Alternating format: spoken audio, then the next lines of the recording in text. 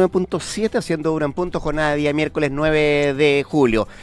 Nuestro próximo entrevistado es parte del Congreso, es parlamentario, es diputado, es parte de la Comisión de Relaciones Exteriores, también de la Comisión de Crimen Organizado, y queremos sacarle el jugo a propósito de todas esas comisiones. Se llega a reír incluso el diputado Diego Chalper en la línea telefónica. ¿Cómo le va, diputado?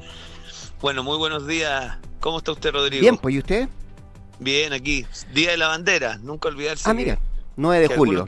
Claro, que algunos quisieron cambiarla por banderas de otras ascendencias. Así que no es menor lo que ha ido pasando en Chile. Como en pocos años recuperamos una serie de cosas que estaban en disputa. Ya, a propósito de instituciones, de la bandera, de códigos, ¿no? De ese tipo, ¿cómo toma usted, primero que todo, diputado, lo que ha pasado respecto a las instituciones, en este caso el Ejército, la Fuerza Aérea, lo que hemos visto respecto a la investigación que está en proceso, particularmente en esta última institución de la FACH, ¿no? Y quiero partir preguntándole, cuando el comandante en jefe de la FACH dice que el presidente no tiene injerencia en esto, en la entrega de antecedentes, ¿cómo lo califica usted en esta contienda de competencias, no?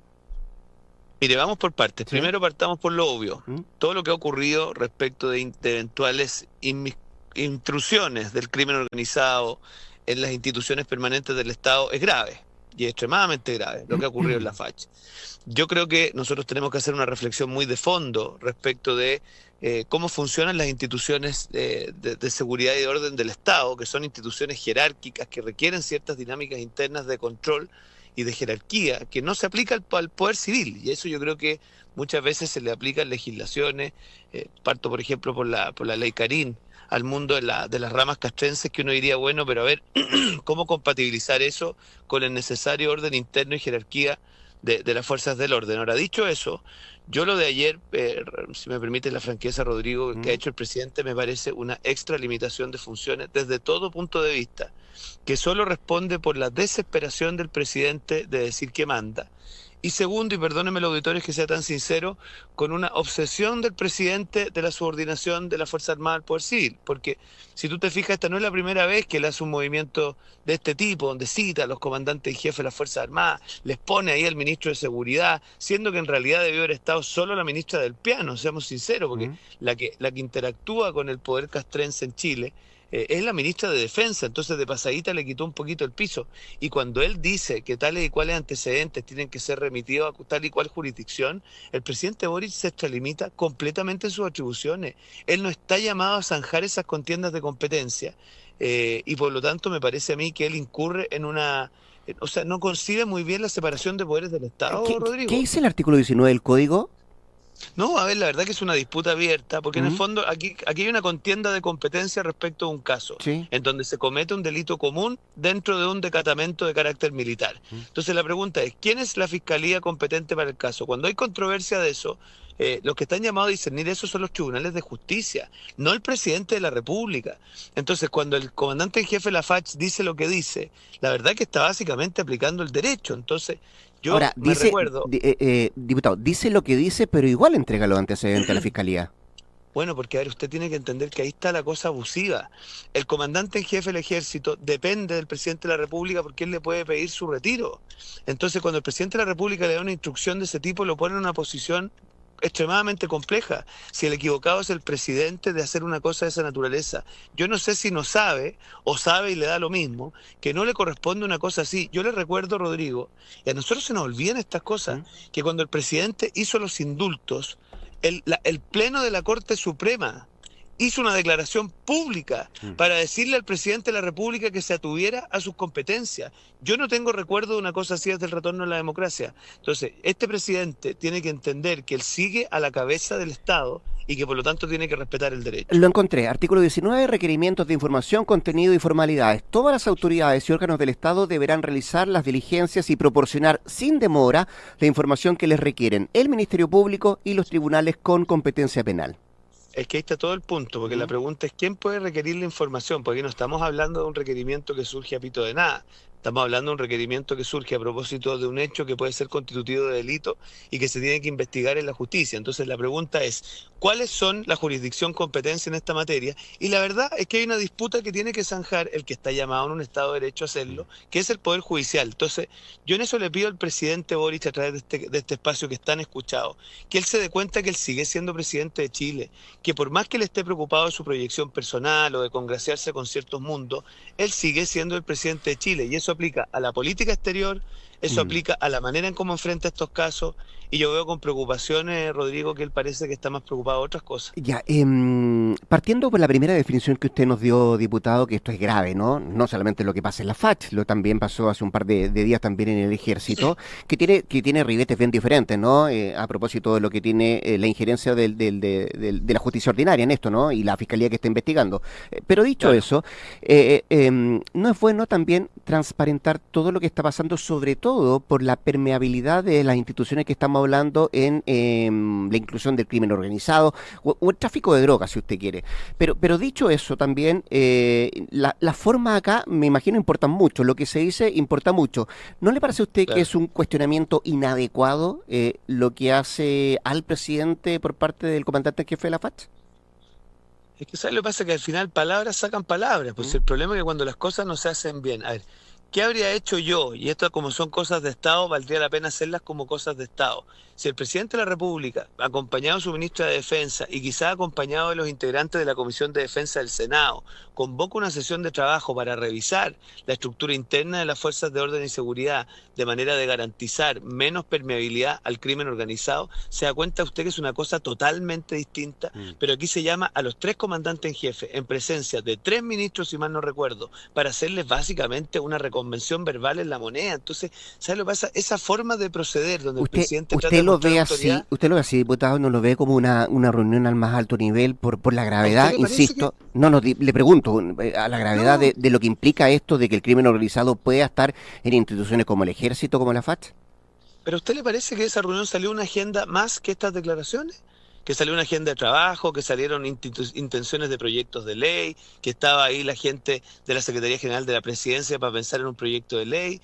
A mí me da la impresión que los chilenos observan que aquí lo que hay es una puesta en escena Mm. que no va a redundar en ninguna agenda permanente. Mira, me pasa un poco lo mismo con el tema de relaciones exteriores y permíteme que me desvíe un segundo. A la otra Si tú comisión, haces de la vamos. relación, Mm. claro, si tú Mm. haces de la relación exterior una política de Estado, cuando se suscita el conflicto con Irán o la alza de aranceles, tú lo que haces es que convocas a los expresidentes si quieres, convocas a la Comisión de Relaciones Exteriores del Senado si quieres, o haces una convocatoria amplia que da cuenta que para ti esto es un tema permanente y de Estado. Mm. ¿Qué hace el presidente Boric? Hace un tuit entre gallo y medianoche, porque la verdad que es un tuit absolutamente intempestivo para referirse al tema que ocurrió en Irán. Va a las BRICS, donde claramente se alinea ideológicamente, y para terminar, la verdad de las cosas es que termina con una puesta en escena allá en las BRICS, donde salen una foto con puras personas que uno dice, bueno, uno quiere a Chile asociado a ese momento, en este momento geopolítico, a esas personas. Entonces ahí tú te das cuenta que yo lo que creo, y Mm. esto es una tesis mía, Rodrigo, Mm. es que hoy día el presidente Boric está más preocupado de su proyección política personal y de alinearse con sus aliados ideológicos que de los intereses permanentes de Chile. Y eso tengo el deber de decirlo. Yo sé que a algunos auditores no le puede sonar muy agradable a estas horas de la mañana, pero yo tengo el deber de advertirte que el presidente Boric no está teniendo en suficiente consideración su rol permanente a la cabeza del Estado. ¿Qué efectos ve en eso usted? Los veo muy preocupantes en Mm. materia de política exterior. Usted está viendo. A ver, yo no digo que haya una cadena todavía probada, pero Mm. evidentemente para el gobierno de Estados Unidos, ver al presidente Boric en la misma foto con aquellas personas que han sido aliados históricos contra Estados Unidos, usted comprenderá que no es el barrio en donde yo quisiera estar. Chile siempre, Rodrigo, siempre ha tenido una política neutral en materia de relaciones exteriores. Y por lo tanto, ojalá el gobierno se dé cuenta que las cosas que hace tienen consecuencias y tienen consecuencias que pueden ser muy graves para Chile.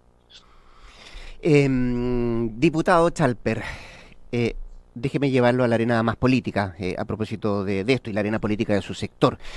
Cuénteme una cosa, usted de los que está, ¿en qué posición se pone respecto a conversaciones para una lista parlamentaria de su sector, en los que le abre la puerta a conversar y dialogar con republicanos o mantenerse solamente en Chile? Vamos a buscar otros espacios, pero que no sean de republicanos.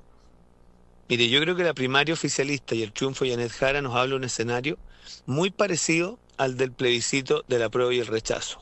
La izquierda chilena ha optado para su digamos, futuro por una candidata de ultra izquierda. Y por lo tanto nosotros tenemos que convocar a todas las fuerzas que creemos en la defensa de las libertades, de la democracia, del Estado de Derecho, en fin, a un gran desafío de cambio de rumbo. Y por lo tanto yo lo que he planteado, y lo reitero en este espacio, es que tenemos que jugárnosla por la unidad de la oposición, por convocar a toda esa fuerza y por construir lo más parecido posible a una lista única parlamentaria. Si la izquierda chilena, Rodrigo, va con una lista única parlamentaria, que nosotros vayamos divididos es de una irresponsabilidad tremendamente alta, especialmente a nivel de senadores. Y por lo tanto yo le he planteado al presidente de mi partido que es muy importante que aquí se agoten todos los esfuerzos necesarios para ir en una lista única parlamentaria que vaya desde, ojalá, de toda la oposición completa, cubriendo el arco que va y que convocó el rechazo del 62%. Es decir, tomando en cuenta que Republicanos tiene ya un pacto con los libertarios, con el Partido Social Cristiano, es decir, todo ese eje, más Chile vamos.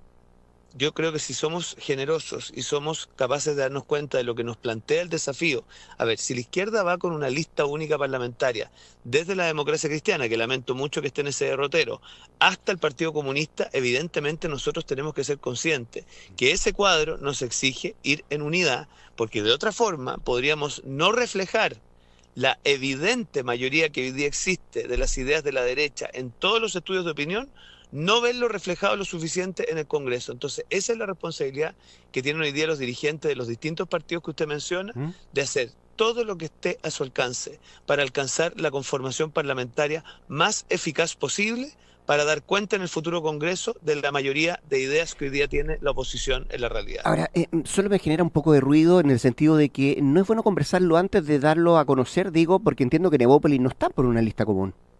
Bueno, yo al menos doy mi posición. ¿Sí? Yo tengo el deber digamos, una persona que busca influir políticamente, de dar mi parecer.